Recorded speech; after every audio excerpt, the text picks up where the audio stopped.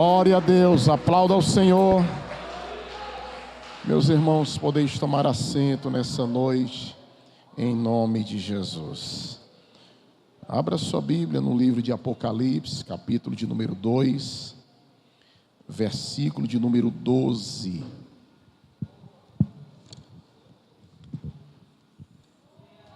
Quantos glorificam o nome do Senhor nessa noite, meus irmãos? Glórias a Deus.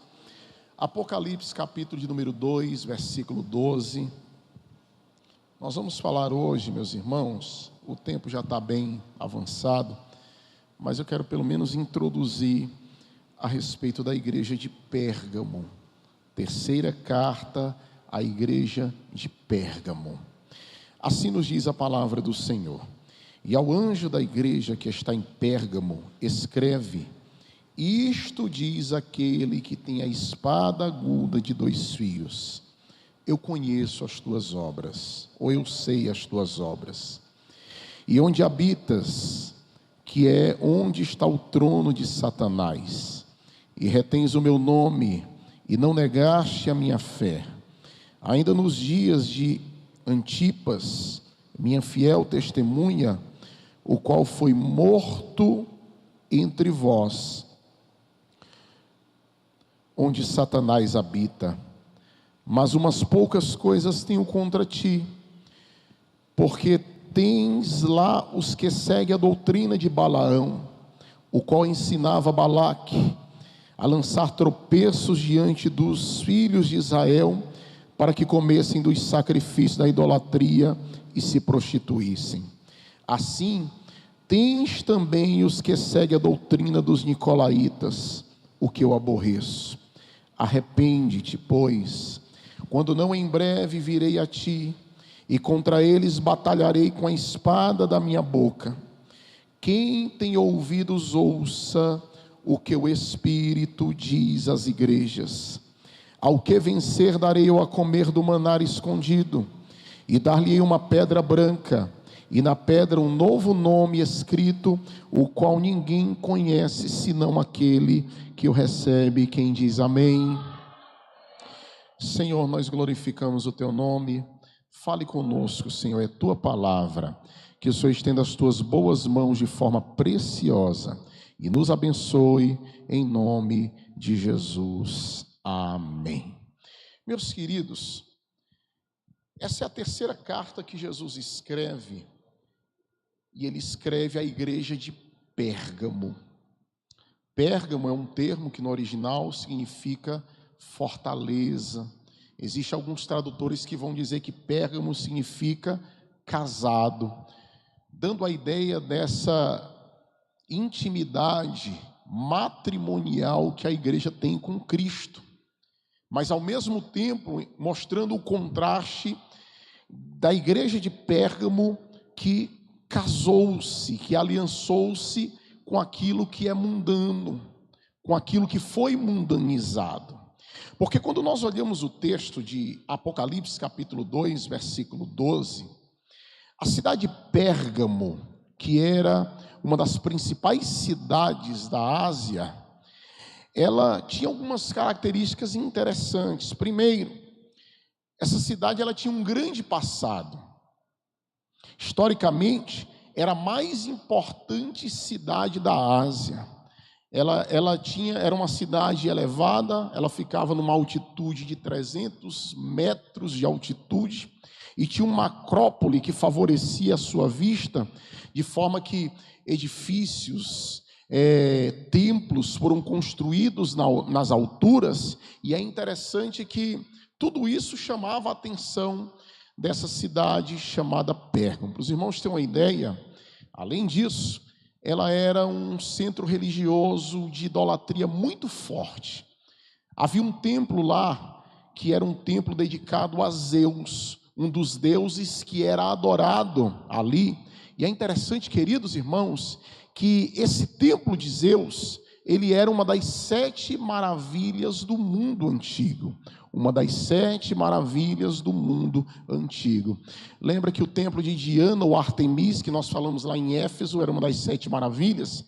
Outro templo localizada em Pérgamo, era uma das 7 maravilhas do mundo antigo. Mas Pérgamo também era uma cidade conhecida por ser um centro cultural.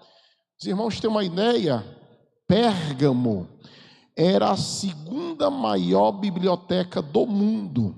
Existia ali mais de 200 mil pergaminhos. Naquela época, a tecnologia que existia não era da escrita, não era o papel.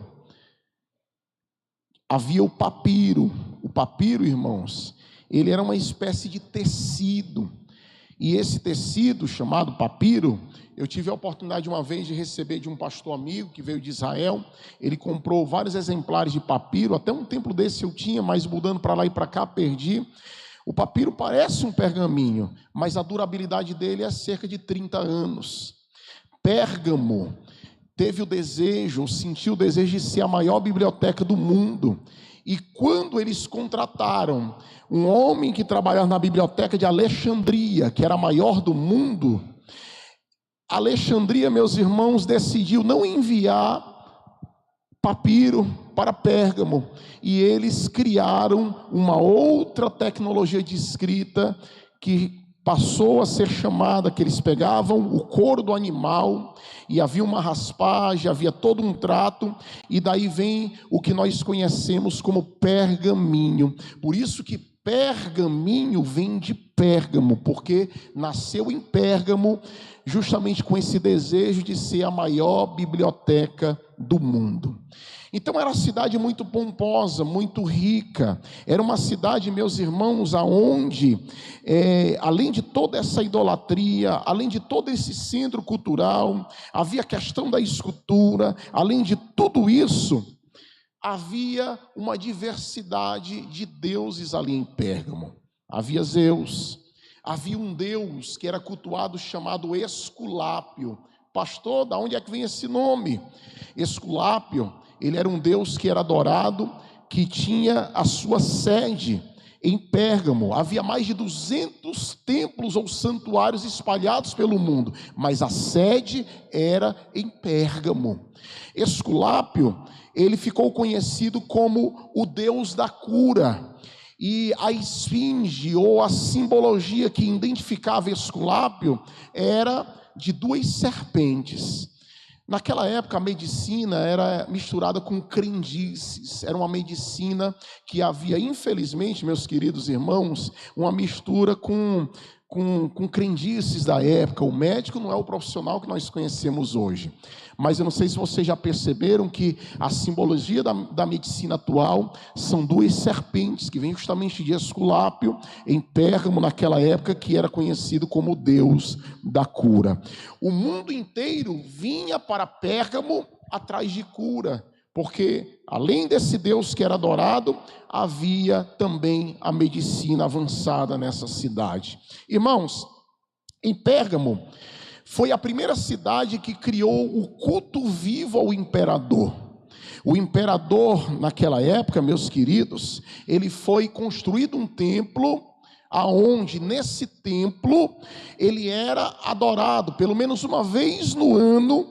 Roma não tinha nenhum problema em que as pessoas adorassem outros deuses, mas pelo menos uma vez no ano os súditos, os servos, eles tinham que chegar diante de César e dizer: César é o Senhor, em forma de culto ao imperador vivo. Então, meus irmãos, nós temos todo esse contexto de Pérgamo, nós temos todo esse contexto dessa cidade. É por isso que Jesus, ele não fala nada aleatoriamente. Jesus não fala nada sem sentido a essas igrejas. Interessante que em todas as igrejas Jesus disse: eu sei ou eu conheço as tuas obras.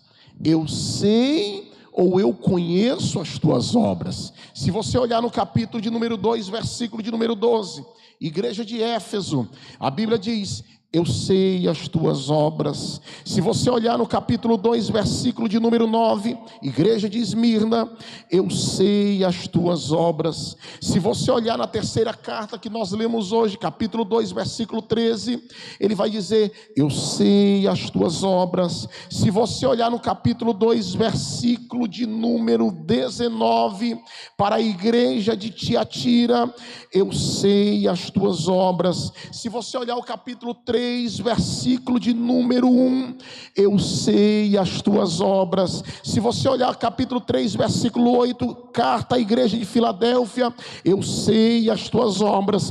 E se você olhar a sétima carta à igreja de Laodiceia, capítulo 3, versículo 15, eu sei as tuas obras. Então Deus, Ele conhece as obras de cada um na sua igreja, aquele que serve a igreja do Senhor.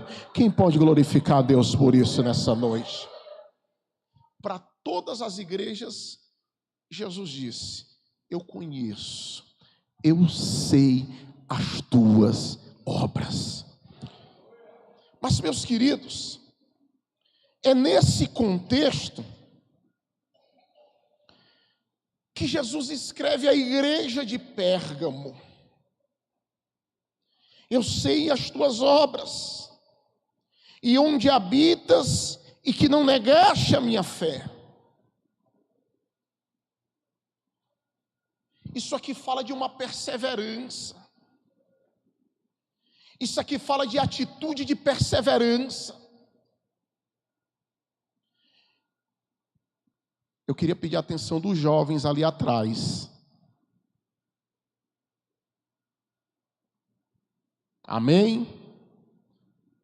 Isso aqui fala de perseverança. Isso aqui fala de atitude de perseverança. Eu conheço as tuas obras. Mas Jesus está dizendo, e onde habitas, que é onde está o trono de Satanás, isso é uma referência ao templo de Zeus. Porque o trono de Satanás aqui não é uma estrutura predial, mas é uma imposição de ideologias, é uma imposição de mente. Satanás não tem templos para nós adorarmos a ele, para as pessoas adorarem a ele, mas ele tem um trono no sentido de ideologia. E que se nós não vigiarmos como igreja, irmão, a mensagem hoje ela é um pouco mais pesada para nós, porque isso aqui vai falar, meus irmãos, da nossa perseverança em não se misturar com o mundanismo que está instalado aí fora. O problema da geração de hoje é que ela se contenta em não se opor. A gente deixou de ser protestante. E é interessante, meus irmãos, até anotei aqui, que o conformismo é o mesmo que aderir. A gente parece que está conformado demais. A gente está conformado demais, irmãos, com essa onda de mundanismo que está adentrando a igreja do Senhor. A gente está conformado demais, irmãos, com a maneira como as pessoas lá fora se vestem e a igreja imitando a moda lá de fora. A gente está conformado e misturado demais com a linguagem lá de fora. E a igreja de Pérgamo, Deus está trazendo uma palavra de ânimo para que nós não baixemos o nosso padrão moral, meus irmãos. Você é crente, eu sou crente, essa igreja é crente, e existe um padrão, que é o padrão da palavra. As pessoas elas vão olhar para nós, vão olhar para mim, vão olhar para você, e elas olharão e verão através dos frutos, se nós estamos servindo a este Deus.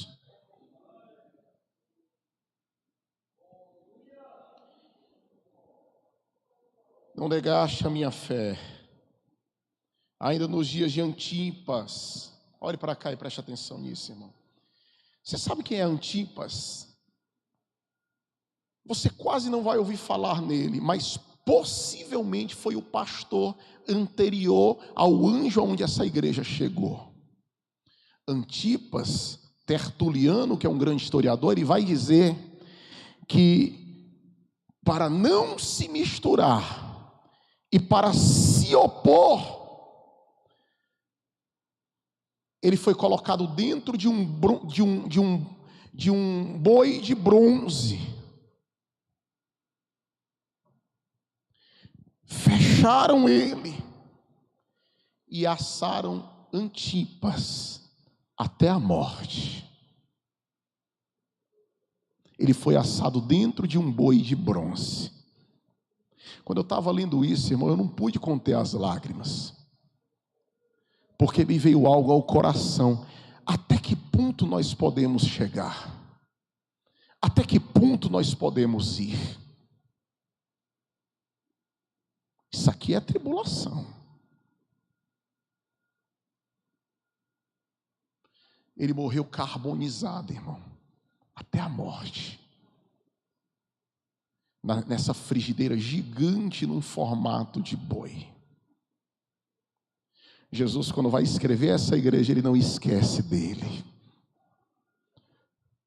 Jesus vai chamar ele Antipas, minha fiel testemunha.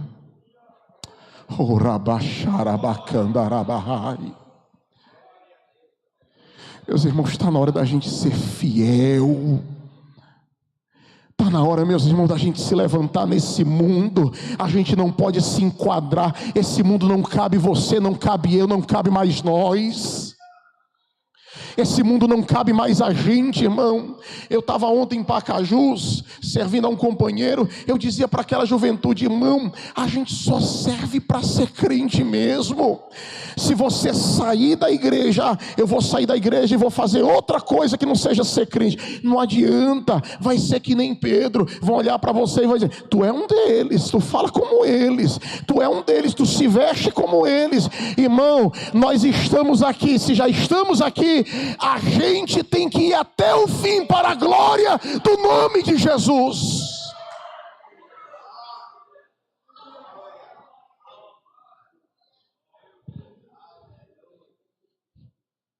Um dia o irmão chegou para mim, não foi aqui não, foi outra igreja, e disse assim: pastor, eu estou só conversando com o senhor porque o irmão, ele pediu para eu falar que ele quer ganhar uns pontos com o senhor, que é o pastor. E eu disse para ele: meu irmão, mais do que ganhar ponto comigo é ganhar ponto com Jesus, irmão.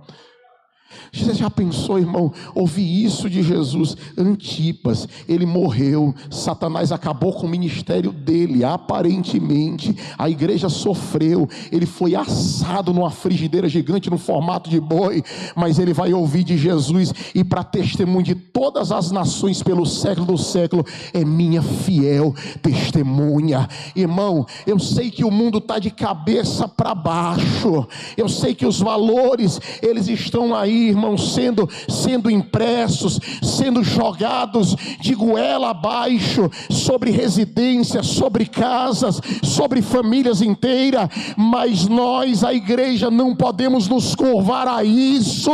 A gente não pode se mundanizar, a gente não pode se misturar, a gente não pode ser um povo igual ao que está lá fora. Esse povo é diferente. Esse povo, meus irmãos, é o povo que vai morar no céu.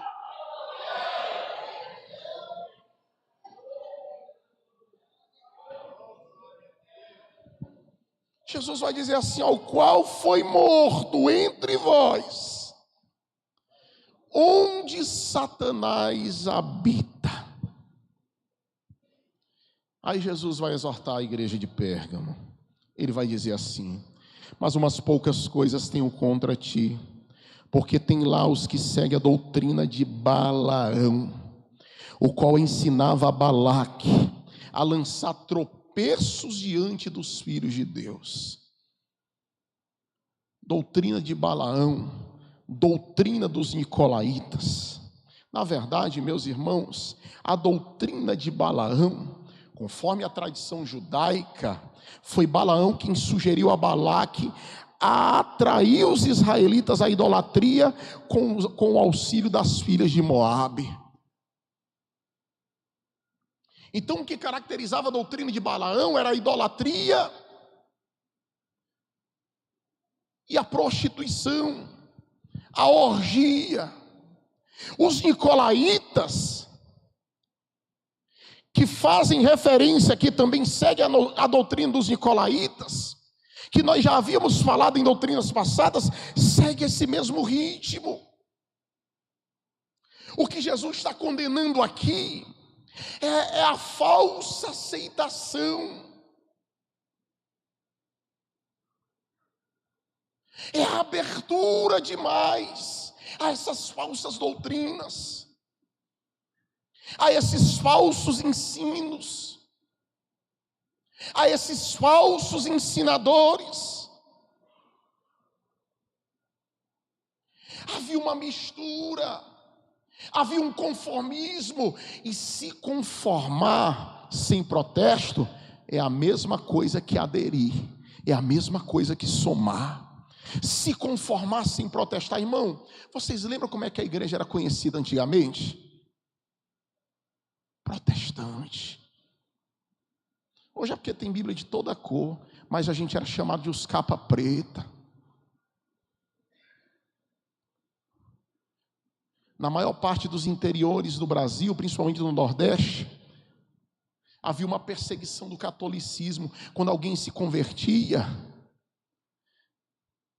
não era só uma perseguição ideológica, era surra. Aqui em Tapajé conta-se de uma irmã, ou um irmão, agora eu não lembro, na história aqui da igreja no Ceará, conta, apanhando, e na hora que estava apanhando, Jesus batizou com o Espírito Santo.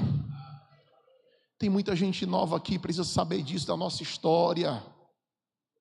Precisa saber, irmãos, que a gente é uma igreja centenária, que a nossa igreja, ela não caiu de paraquedas. Sabe o que é que mais me entristece, irmão? É quando chega alguém e diz: pastor, eu vou sair da igreja.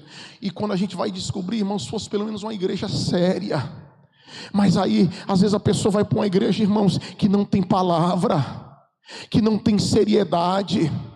É por isso, irmãos, que eu, pastor Demétrio, eu não chamo ninguém para congregar aqui na igreja. Chegou, está visitando, eu não chamo. Se Deus trouxer, foi Ele que trouxe. Sabe por quê, irmão? Porque na verdade é Deus quem cuida da sua obra, é Deus quem cuida do seu povo. Meus queridos, há um conformismo muito grande. Hoje em dia não se valoriza mais a presença do Espírito Santo, a presença de Deus, a aproximação de Deus. Hoje em dia, meus irmãos, não se valoriza mais, há um conformismo. E eu vou dar um conselho aos pais aqui.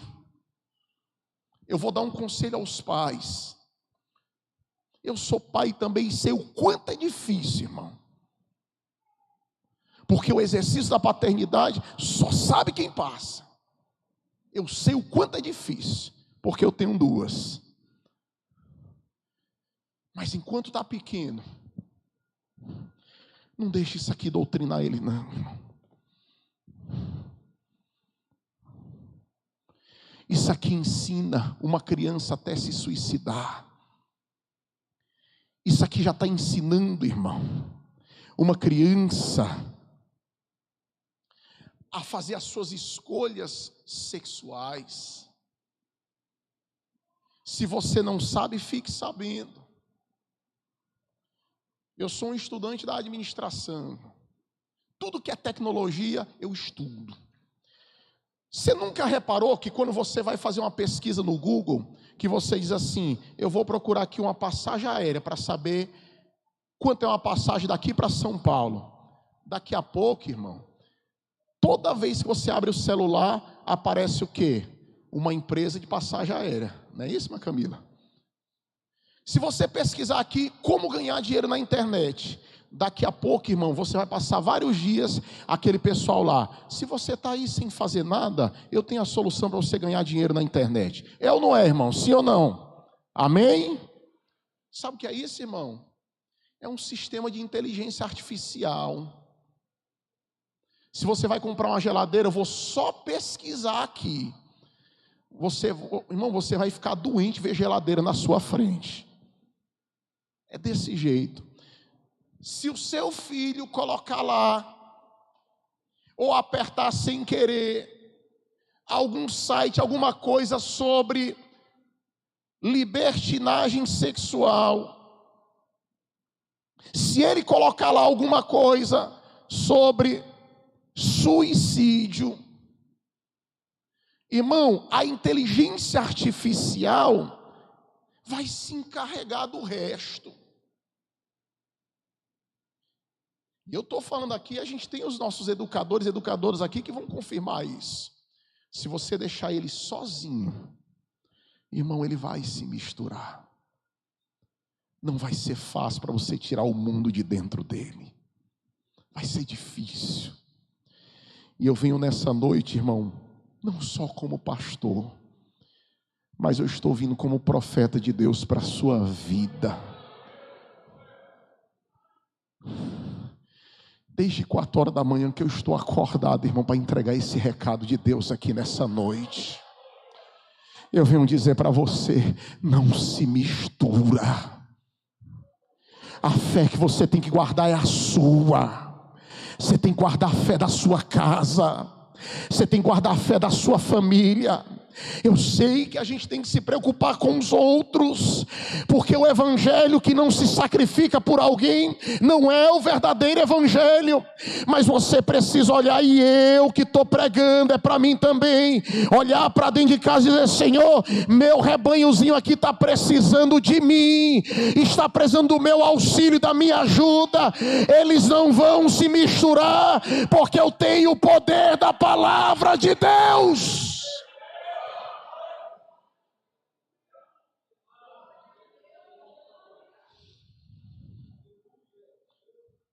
A igreja não pode se calar. A igreja não pode ficar inerte à infiltração do mundo e do pecado.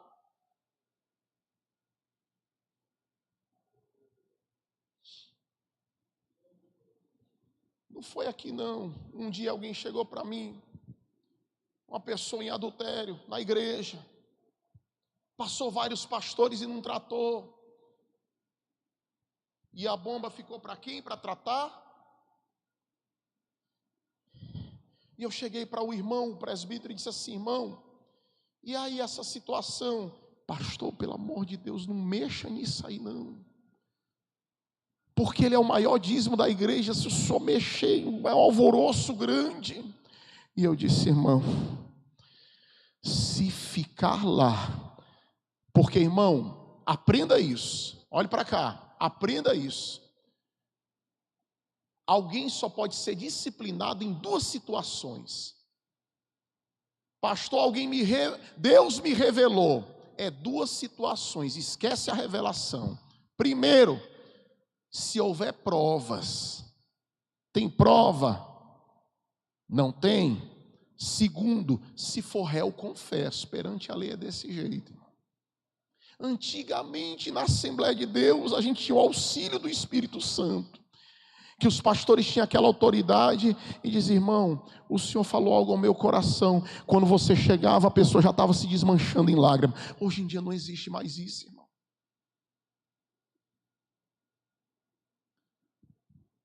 É só para os irmãos entender, porque às vezes tem um irmão que não entende e diz: o pastor devia ter disciplinado. Ah, por que o pastor não disciplinou?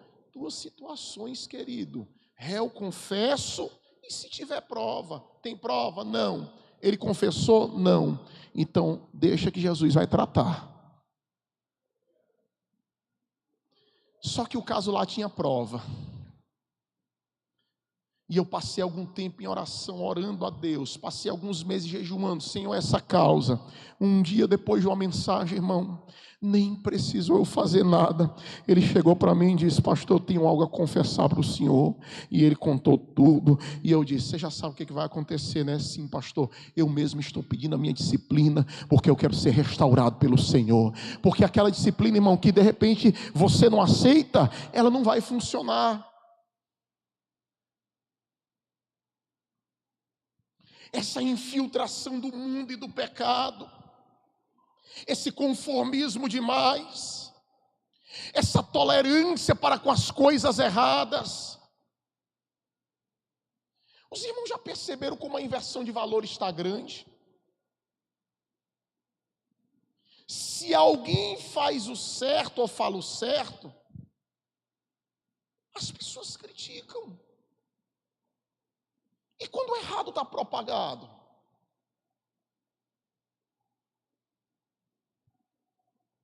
Um dia vieram falar de um pastor para mim, e a gente está sempre ciente dessas pegadinhas. E eu disse: irmão, na verdade o senhor quer pegar minha opinião para espalhar? Ele fez certo. O senhor acha que ele fez certo? Ele agiu certo porque ele agiu de acordo com os parâmetros da Bíblia e da palavra. Meus irmãos, em nome de Jesus, aqui eu só introduzi a igreja de Pérgamo. Eu venho dizer nessa noite: não se conforme. Quando você chegar em casa, pega o celular do teu adolescente, pega o celular do teu filho, senta do lado dele e começa a ver por onde é que ele está passeando na internet, por onde é que ele está caminhando, e eu vou dar logo um aviso, irmão: não se assuste não, não se assuste não, porque um dia eu falei isso numa igreja, o irmão chegou para mim e disse assim: pastor, eu me assustei. Não se assuste. Esse é o nível de cristianismo que a juventude hoje está vivendo, irmão. E que se nós não vigiarmos e começar a engrossar mais a palavra, nós não teremos uma geração para substituir essa que já está defasada e está passando. Eu venho nessa noite dizer para você: guarde a sua fé, guarde a sua casa, guarde a sua família, guarde os seus filhos, ora por eles, jejua por eles. Outro dia eu achei bonito, irmão, um obreiro, ele colocou no grupo de obreiro, irmão, o devocional fazendo com a sua família, culto doméstico. Tem gente que não sabe nem mais o que é isso, irmão, culto doméstico. A Bíblia está empoeirada, não sabe mais o que é ler a palavra. Ele vai reger as coisas pelo pensamento do mundo, pelo que os psicólogos do mundo dizem, pelo que os sociólogos dizem. Não, eu não descarto essas humanas, mas a gente tem que pensar mais biblicamente, irmão. A gente tem que pensar mais pela palavra. É ela que tem que reger a nossa vida para a glória do santo nome de Jesus. Não abaixe o padrão. Jesus, ele era tão duro. Pastor, se Jesus viesse hoje, muita gente ia reclamar do sermão de Jesus, porque ele era duro. Não é isso, professor Walter? Abra em João capítulo 6, versículo 66. A gente, irmão, hoje, a gente tem a gente que é pastor, a gente tem aquele negócio do ajeitadinho, a gente tenta, mas Jesus não, irmão. Olha o que é que diz João 6 e 66. Vamos ler junto, irmão? Vamos lá? 1, 2, 3.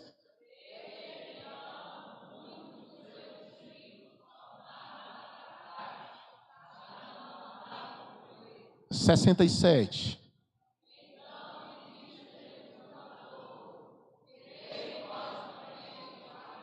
Sessenta e 68.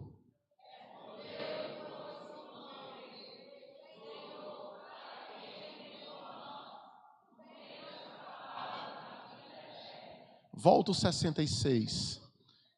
Olha o que diz, irmão. Seus discípulos, muitos, tornaram para trás e já não andavam com ele. O sermão de Jesus era o que, irmão? Era duro. Outro dia, quando eu estava lendo esse texto, meus queridos, eu comecei a pensar: se fosse Jesus hoje, se ele dissesse: hoje eu vou pregar lá no Jardim Castelão, hoje eu vou pregar lá na AD Templo Central. Irmão, quando Jesus... Porque tem gente, irmão, que imagina que Jesus era assim, era aquele paz e amor, aquela coisa toda. É nada, meu irmão. Quando ele chegou, que ele viu o templo sendo comercializado, ele virou a mesa dos cambistas. Jesus, ele tinha uma dosagem de simpatia com a dureza do sermão, porque só pode atrair criança aquela pessoa que tem um jeito, que é simpática. Jesus era simpático, que as crianças queriam estar com ele, mas ele era duro, principalmente com a classe religiosa. Outro dia, quando eu estava lá no Templo Central, que o pastor pregou um sermão duro para os pastores, para os obreiros. Meus irmãos, é esse sermão que a igreja precisa hoje, é esse sermão que a gente precisa nestes últimos dias. Eu já disse aqui, a doutrina não mata ninguém, irmão. A doutrina, ela vai trazer restauração para a nossa vida. E a doutrina de hoje eu vou terminar dizendo o seguinte, eu vou terminar dizendo esta palavra: não se misture com o mundo. Não se adeque a esse mundo. Ande com Jesus, irmão, até o fim, e você vai ver a graça de Jesus vindo sobre a sua vida. Na próxima quinta-feira eu continuo falando sobre a igreja de Pérgamo. Quem recebe a palavra de Deus nessa noite, em nome de Jesus? Amém? Meus irmãos, eu quero apresentar uma criança.